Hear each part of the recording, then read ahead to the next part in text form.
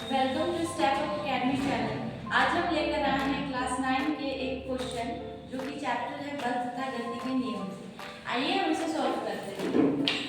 Question हमें दिया हुआ है 30 न्यूटन का कोई बल है जो 5 केजी के वस्तु पर लगता है और 2 सेकंड तक कार्य करता है, तो हमारे वस्तु का त्वरण क्या होगा।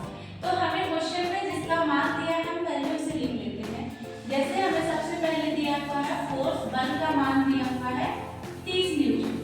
इसके बाद हमें मास, द्रव्यमान का मान दिया हुआ है 5 केजी। अब चूंकि हमें त्वरण निकालना है तो इसके लिए हमें एक फॉर्मूला लगाना है।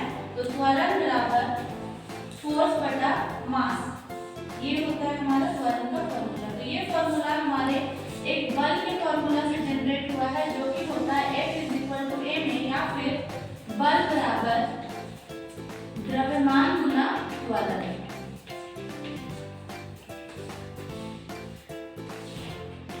फॉर्मूला बहुत इंपॉर्टेंट है, आगे भी आपको बहुत हेल्प करेगा, तो ध्यान रखिए।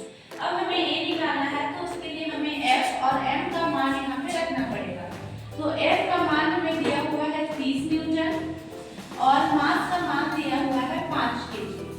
इसे लिखने के बाद हम इसे सॉल्व करेंगे। 5 × 5 5 6 30। इसी तरीके से